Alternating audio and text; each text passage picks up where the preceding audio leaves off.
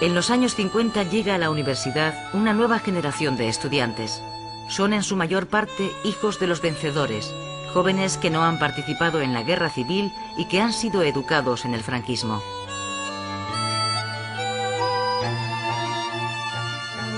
En estos momentos, la universidad está viviendo una mínima apertura, impulsada desde el propio Ministerio de Educación, que desde 1951 viene estando dirigido por católicos reformistas.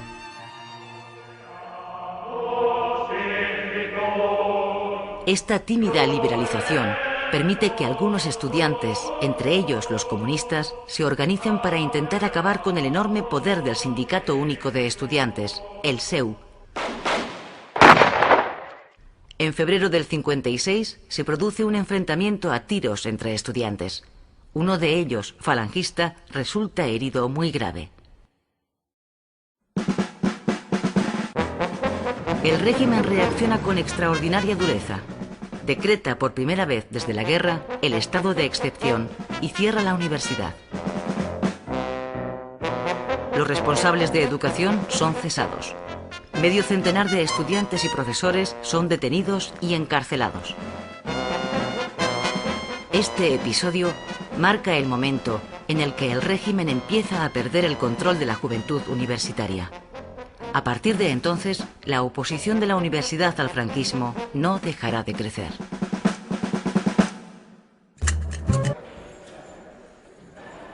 En la primavera de 1962 se produce en Asturias una huelga general que paraliza toda la cuenca minera.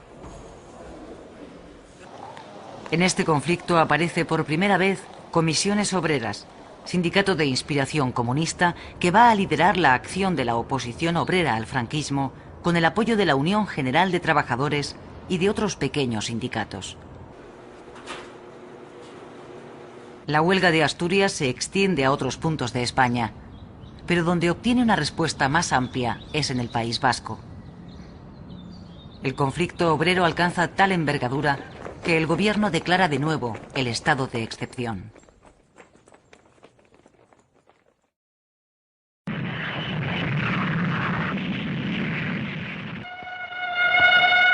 Junio de 1962. 80 españoles emprenden viaje con destino a Múnich.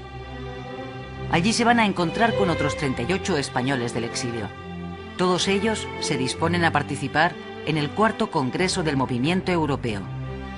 En ese foro se van a discutir, entre otras cosas, las condiciones para una posible entrada de España en la Comunidad Económica Europea. Para sorpresa de todos, a comienzos de ese mismo año, el gobierno español había solicitado oficialmente la apertura de negociaciones para el ingreso de España en la comunidad. Los españoles que asisten al Congreso de Múnich representan a casi todos los partidos.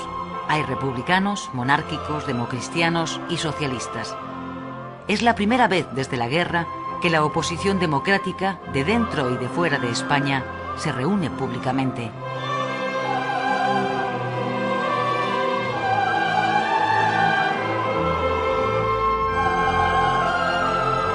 El único partido que queda excluido de la reunión de Múnich es el Partido Comunista. Los comunistas, que son quienes tienen la mayor implantación en el interior del país, habían abandonado para entonces el estalinismo y estaban ya en la política de reconciliación nacional, pero no son invitados a Múnich a causa de su oposición al proceso de Unión Europea.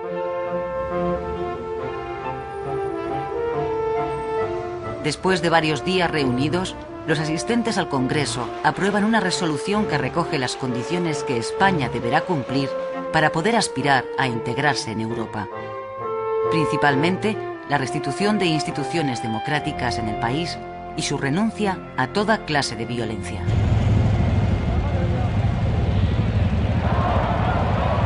El régimen, que trata de descalificar esa reunión de la oposición adjudicándole el despectivo nombre de El Contubernio de Múnich, emprende una feroz campaña contra los participantes, a quienes tacha de traidores, y contra Europa por apoyarles.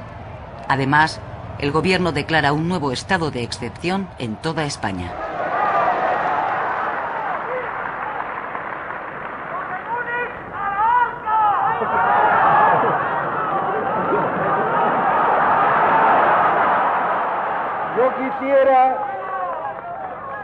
Yo quisiera que el extranjero que tanto nos calumnia pudiese contemplar este espectáculo aleccionador para decirle: he aquí mis poderes.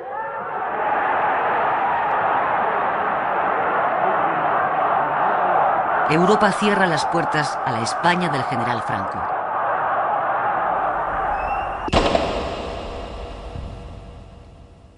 El incremento de las protestas sociales y la creciente actividad de la oposición llevan al régimen a crear en 1963 un nuevo órgano de represión, el Tribunal de Orden Público, el TOP. Desde entonces hasta después de la muerte de Franco, miles de españoles serán condenados por el TOP por actividades políticas contra el franquismo. Con la creación del TOP, los tribunales militares pasan a ocuparse únicamente de los delitos por terrorismo. Pero antes de eso, juzgan en Consejo de Guerra y condenan a muerte al dirigente comunista Julián Grimau. A pesar de las protestas europeas, Grimau es fusilado en 1963 por presuntos delitos cometidos durante la Guerra Civil.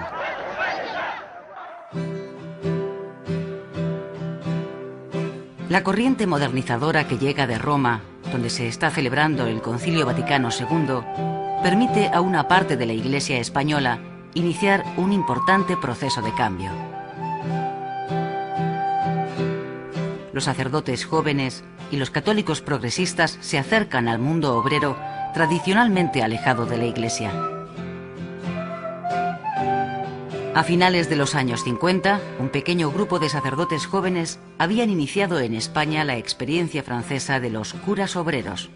En la década de los 60, ese movimiento no deja de crecer. El compromiso social lleva a muchos de ellos a militar en organizaciones de izquierdas. En los años 60 tienen lugar las primeras protestas de sacerdotes vascos y catalanes ante sus obispos, a quienes acusan de complicidad con el régimen. Las relaciones entre Iglesia y Estado comienzan por entonces a cuartearse. Culturales. En el País Vasco, el nacionalismo moderado representado por el PNV mantiene vivo en el exilio el gobierno republicano. Pero dentro de España es el nacionalismo radical el que va a marcar el signo de la política en ese territorio. En 1969, la organización independentista ETA asesina a su segunda víctima, el comisario jefe de la Policía Política de San Sebastián, Melitón Manzanas. Los autores de este atentado son detenidos y juzgados en Consejo de Guerra junto con otros militantes de ETA. El internacionalmente famoso Proceso de Burgos tiene lugar en esa ciudad castellana a finales de 1970. ETA, Euskadi y Libertad, había nacido en 1959 de la mano de un grupo de jóvenes expulsados de las juventudes del PNV. Ahora, en 1970, las numerosas detenciones policiales han dejado a la organización terrorista en un estado de extrema debilidad. Pero la expectación creada por el Proceso de Burgos dentro y fuera de España es utilizada por ETA como caja de resonancia para dar a conocer sus objetivos y para recabar apoyos.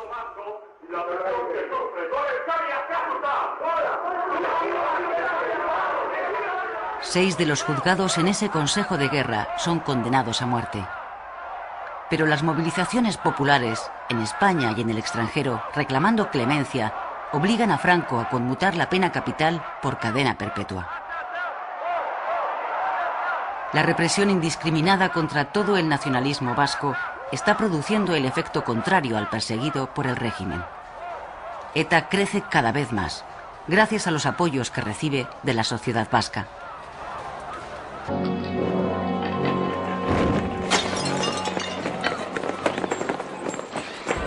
La universidad lleva años siendo la avanzadilla de los problemas y aspiraciones políticas de la sociedad española.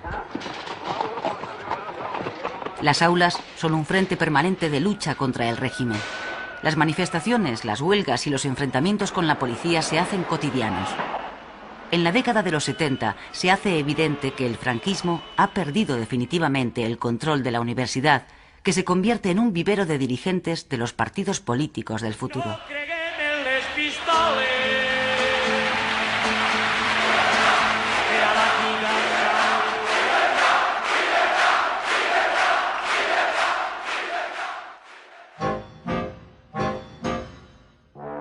En el mundo laboral, los sindicatos clandestinos consiguen arrinconar en la práctica al sindicato único del franquismo, el sindicato vertical. Son muchas las empresas que acaban optando por ignorar a los representantes sindicales oficiales y negociar sus convenios con los sindicatos ilegales. A partir de 1970, la conflictividad laboral se dispara. Y aunque el derecho de huelga no está reconocido por el régimen, durante ese año se producen 1.600 huelgas. La acción de las centrales obreras ilegales trasciende los temas económicos. Su lucha es ya abierta por la libertad sindical y por las libertades políticas. El régimen franquista endurece extraordinariamente su respuesta ante la lucha obrera y reprime con violencia los movimientos huelguísticos. Numerosos obreros mueren en esos años en enfrentamientos con la policía. Procuren hacer de té. Además, persigue y encarcela a los dirigentes sindicales. El último gran proceso contra 10 líderes de comisiones obreras que son detenidos y encarcelados es el proceso 1001.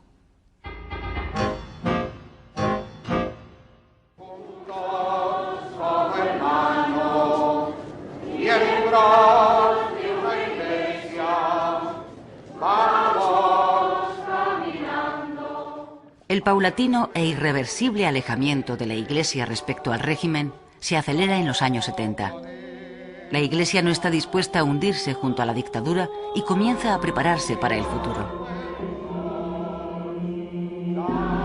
En 1971 pide perdón por no haber sabido ser instrumento de reconciliación tras la guerra civil y se desvincula por completo del poder político. El choque con el régimen acaba siendo frontal. Las multas por homilías leídas en las iglesias se multiplican y centenares de sacerdotes detenidos y encarcelados van llenando la cárcel de Zamora, donde el franquismo recluye a los clérigos rebeldes.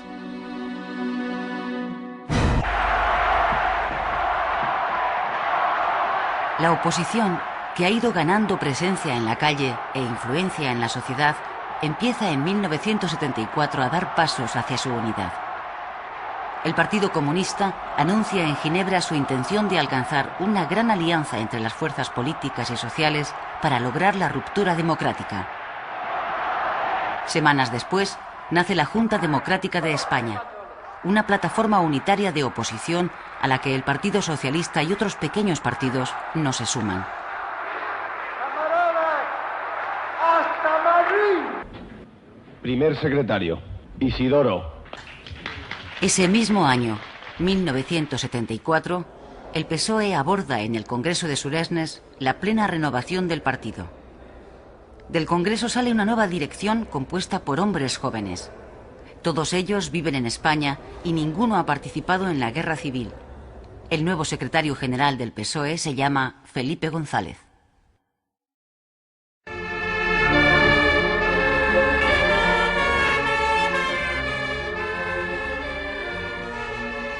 «12 muertos y casi 80 heridos es el resultado del atentado terrorista de ETA en la cafetería Rolando de Madrid. Es el 13 de septiembre de 1974. Este atentado es el pretexto utilizado por Arias para dar carpetazo a su anunciado aperturismo.